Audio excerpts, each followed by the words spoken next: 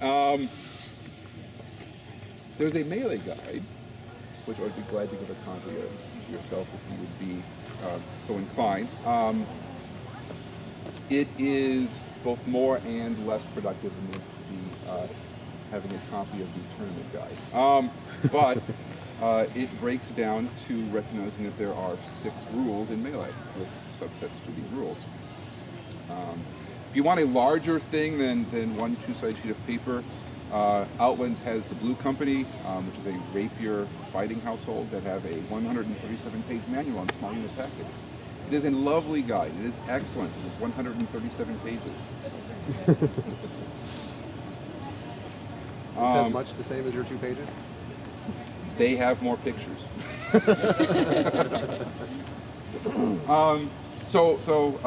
The first rule is the basic rule, which is that melees aren't attorneys. Which means if you're one guy facing one guy, you've lost because one of your teams is capitalizing on that advantage.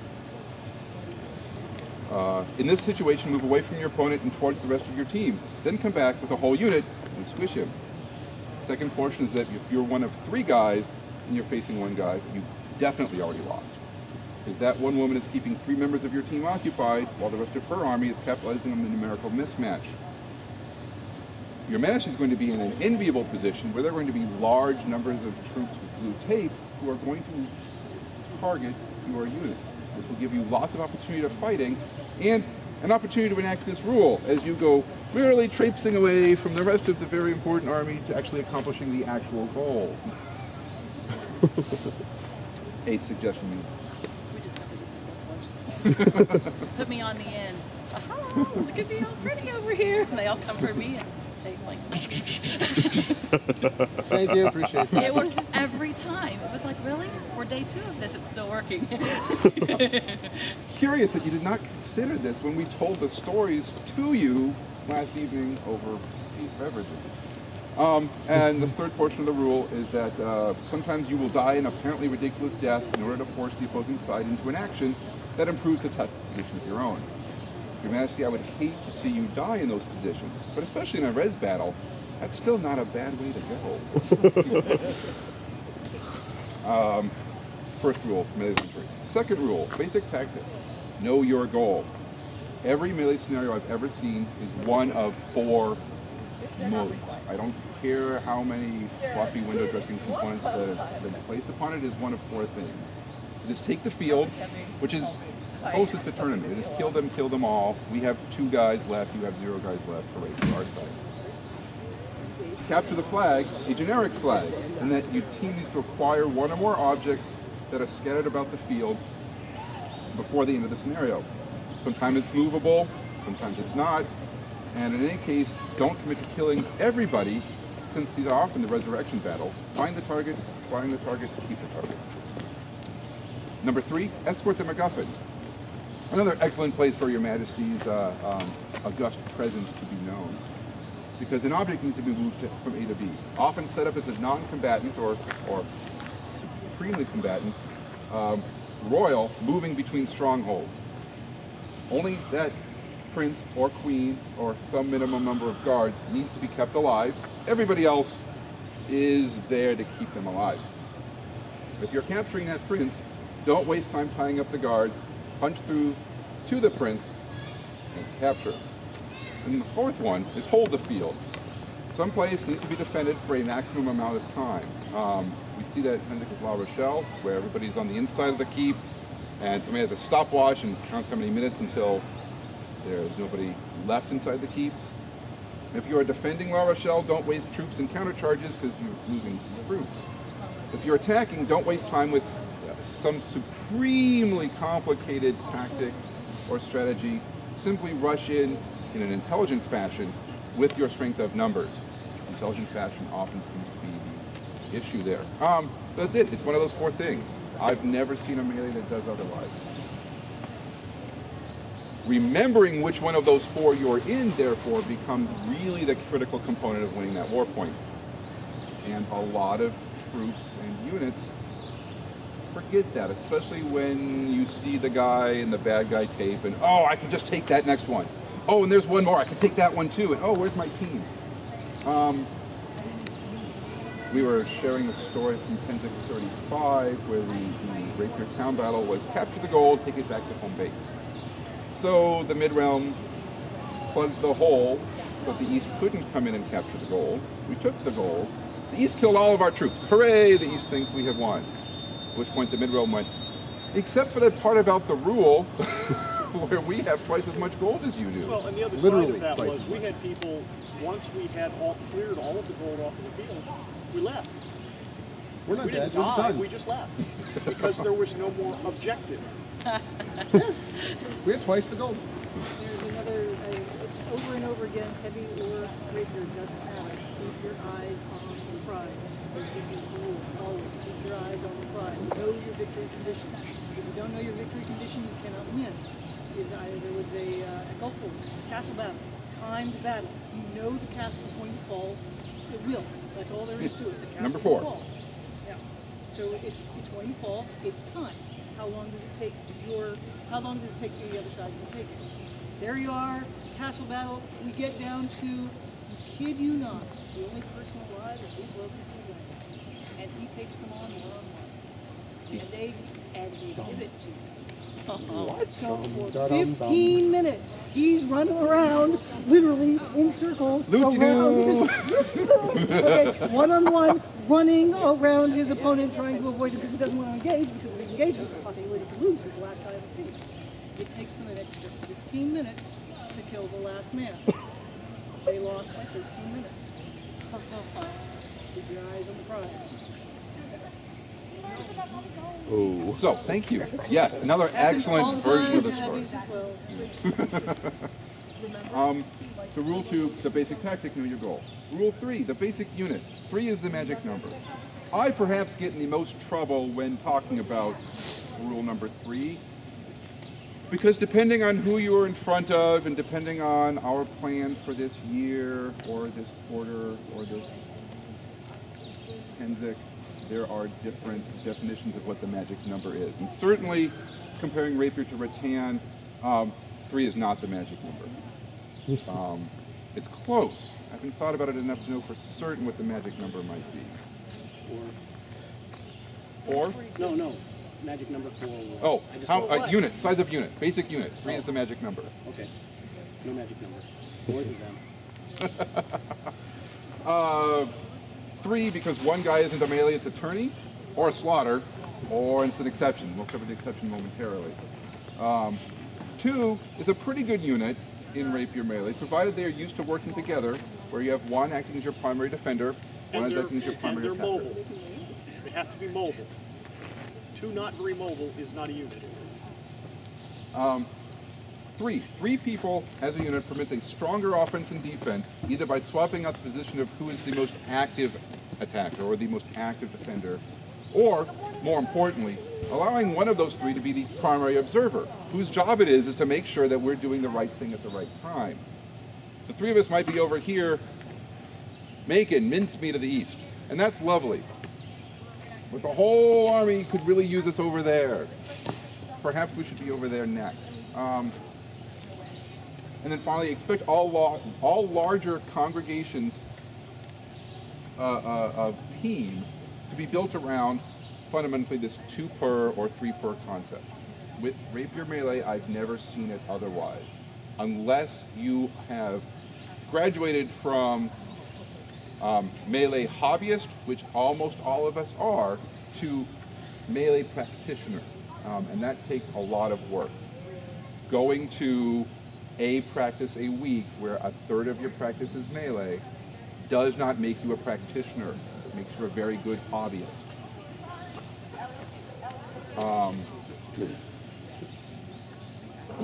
I will now pause for questions because, like I said, this is the one where I often get into the most trouble.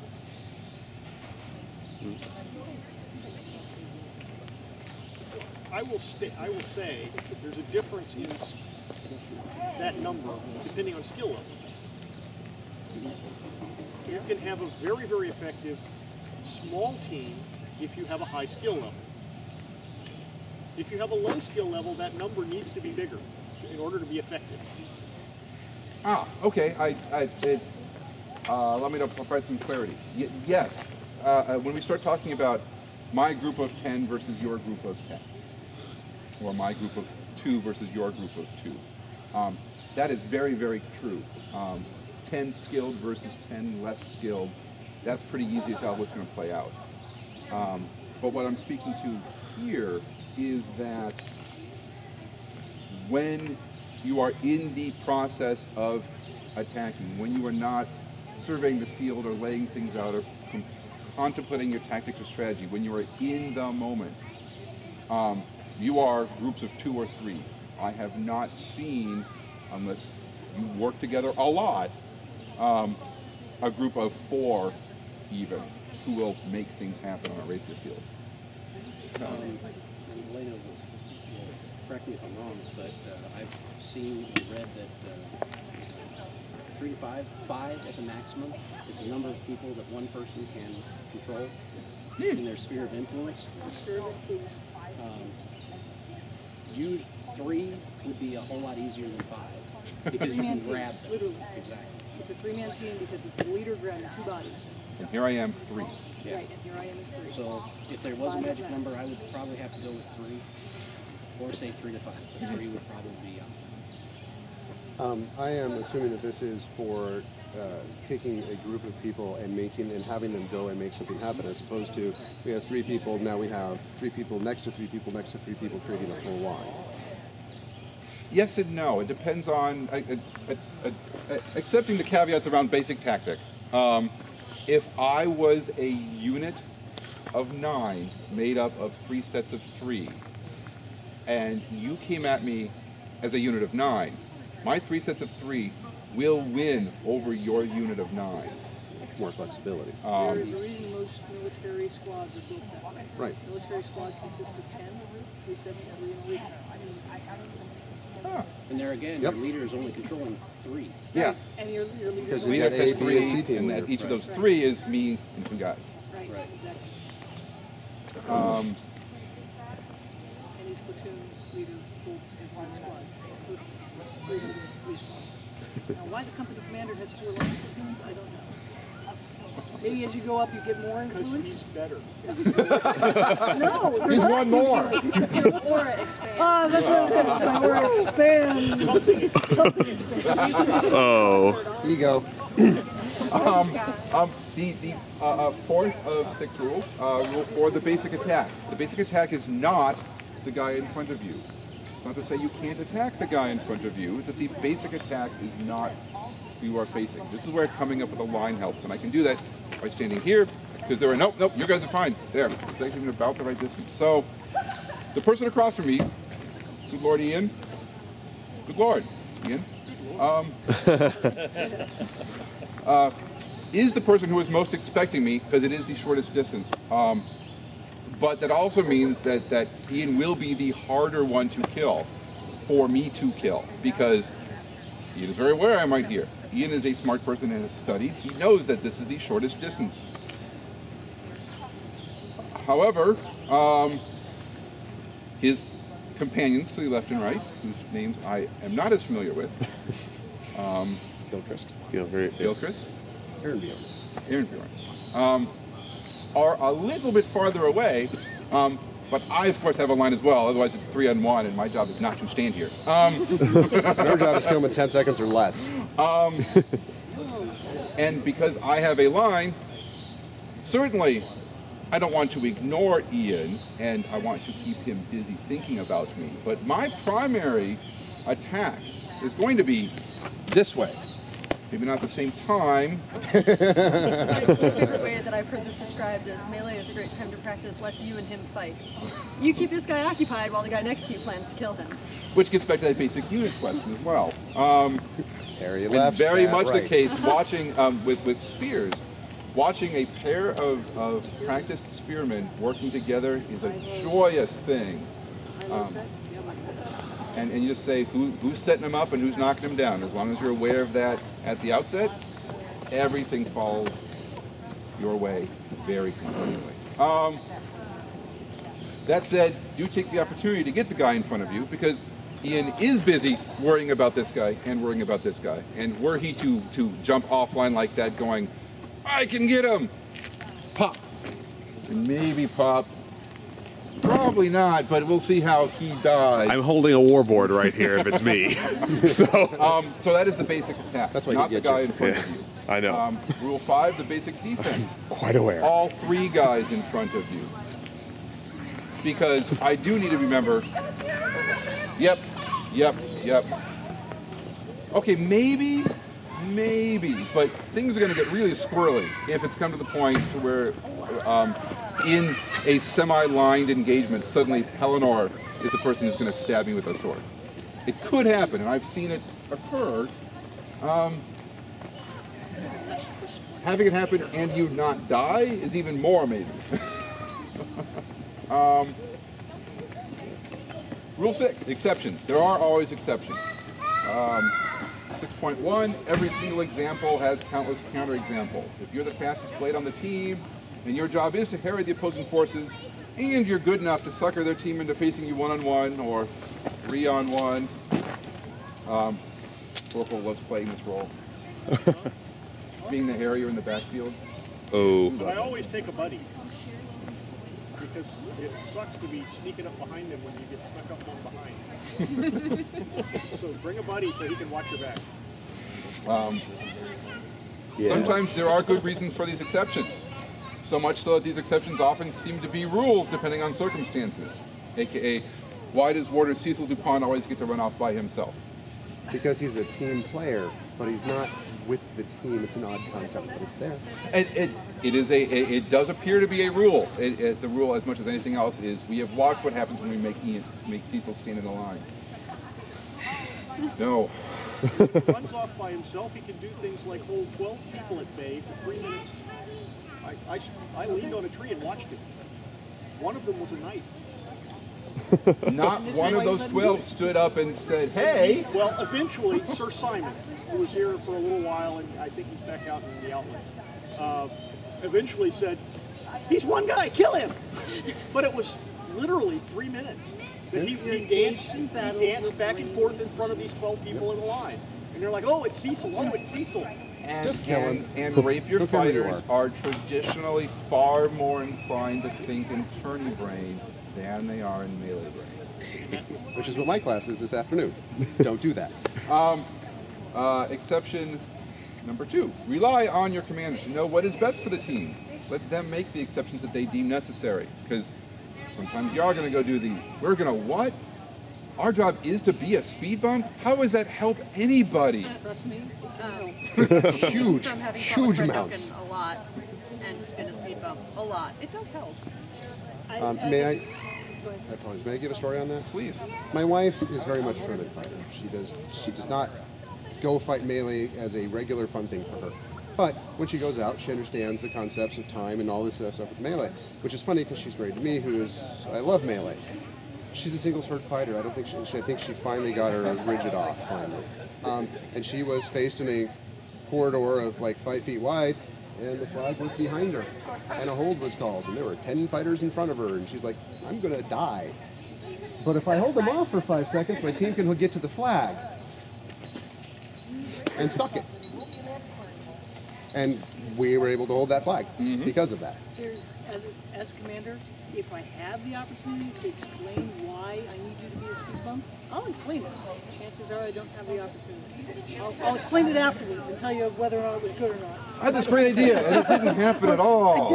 That's what was supposed to happen, and may or may not have happened, and I may be able to twist it around to make it look Good glorious. commanders will do that. Send you now, and then I'll explain when you're later. drinking your beer later, it's like, good job. You stopped that whole block from crushing our play. And I'll usually do that between engagements, because you got 5 minutes between engagements, and I'll hop around and tell everybody this is what you did, so that you'll know next time when you're asked to do some I'm gonna thing. ooey wah wah. Right, stand on one hand and put both hands here. There's a reason behind it. I can out. I'll explain in a moment. But in reality, your commander's asking for something in the larger picture of strategy that you cannot see. There's no way you can see it. Even if you think you can see it, you probably can't see it. So they're looking at a much larger picture, and that is its own skill set. So have faith in the guy yelling at you. Or girl. It is a skill set Don't question your parents. Do what they say. Do it. Don't make me use that mom voice. I said so. and sent off and doing wacky things. And then the final exception, 6.3, know yourself well enough to provide the information to your commander if you find yourself in new surroundings. Like if you're halfway through a melee and they change it from kill them all to capture the flag. Or it's gone from escort the MacGuffin to hold the field.